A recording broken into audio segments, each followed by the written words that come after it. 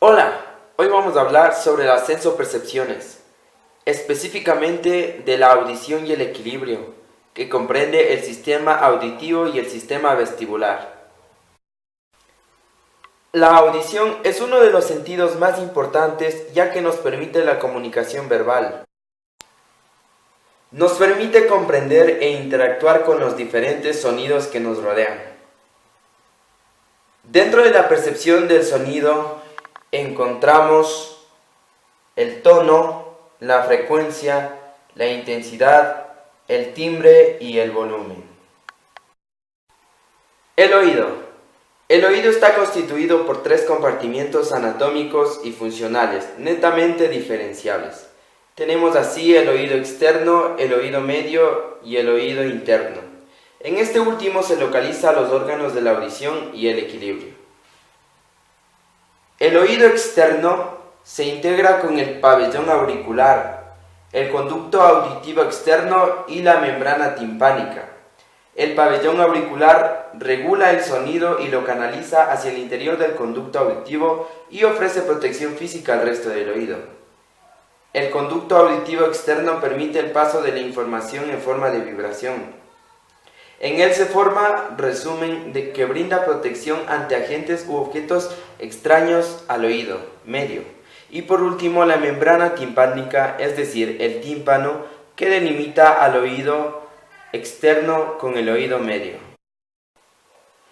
El oído medio.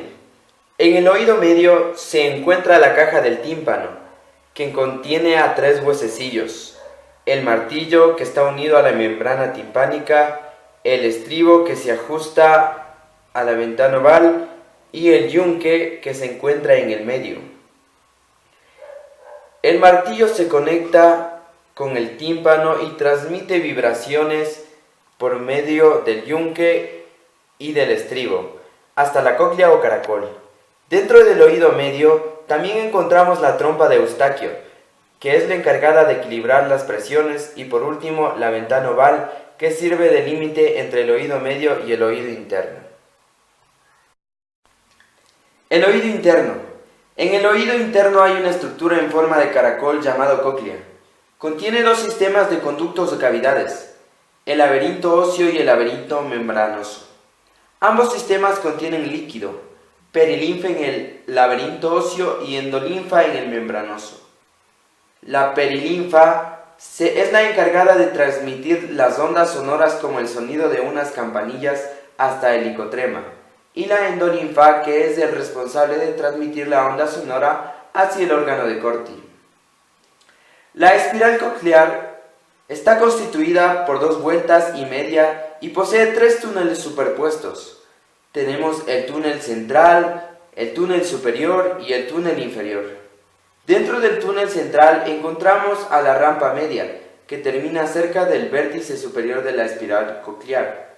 En el túnel superior está la rampa vestibular, que continúa a través del helicotrema, y dentro del túnel inferior se encuentra la rampa timpánica ubicada externamente. La vía auditiva central es la encargada de la captación, modificación, la amplificación, el análisis y la transducción de los sonidos percibidos por nuestros órganos auditivos, gracias a la cóclea. El lugar en donde comienza la conducción del sonido desde que la cóclea recibe el estímulo hasta llegar a la corteza cerebral es aquí, en el ganglio espinal de Corti, donde se pone en contacto con los núcleos cocleares ubicados en el tronco encefálico mediante el octavo par craneal, es decir, el nervio auditivo en donde la información es transmitida hacia los núcleos cocleares ipsilaterales de la región bulbopontina en los troncos cerebrales. En este punto se originan 2 ramas, una coclear dorsal y una coclear ventral anterior y posterior. La función de esta sinapsis es codificar y preservar la información de la frecuencia e intensidad de los sonidos. Luego de la primera sinapsis, en los núcleos cocleares, la mayoría de las fibras pasan a cruzar la línea media hasta llegar al complejo olivar superior. Este se encarga de la localización y lateralización del sonido.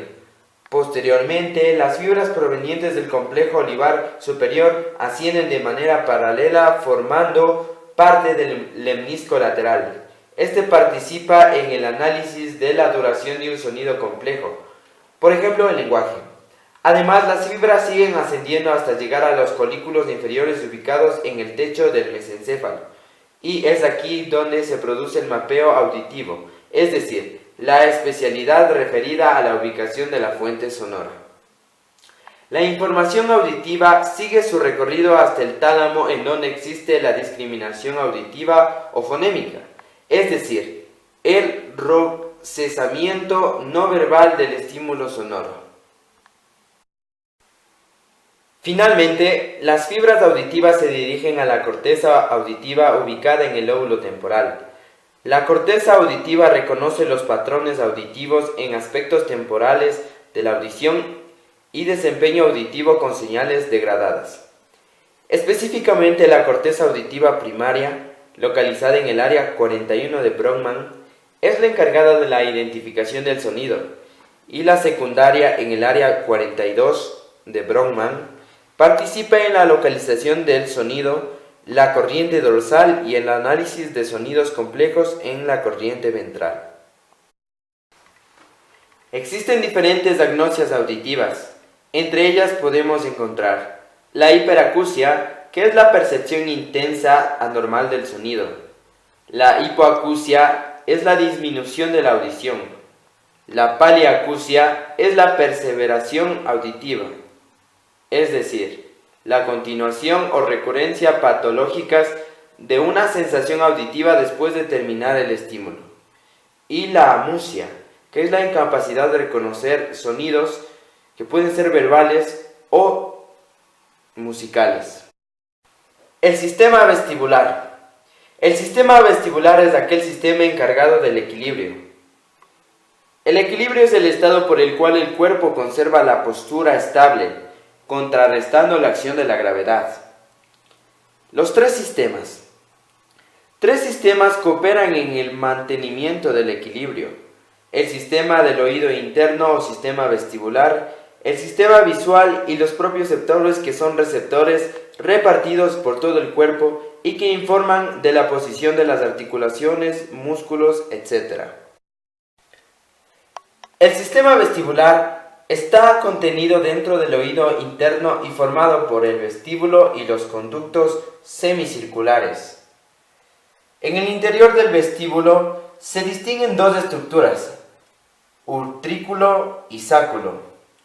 El utrículo y el sáculo informan de la posición de la cabeza en su relación con la gravedad y con la aceleración de tipo lineal. En el utrículo y el sáculo se encuentra un órgano receptor denominado mácula, que está integrado por células receptores sensoriales ciliadas. Están recubiertos por una membrana horizontal.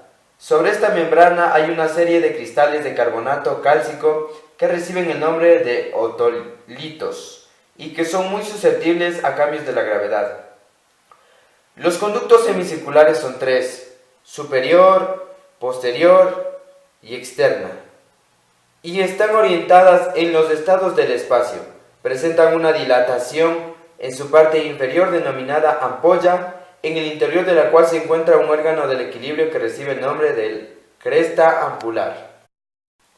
La cresta ampular está integrada por células sensoriales receptoras ciliadas que están recubiertas por una membrana gelatinosa en forma de cúpula. Estas células descansan sobre otras de tipo conductivo y conectadas con las neuronas que inician el nervio que conducirá la información hasta el interior del cerebro.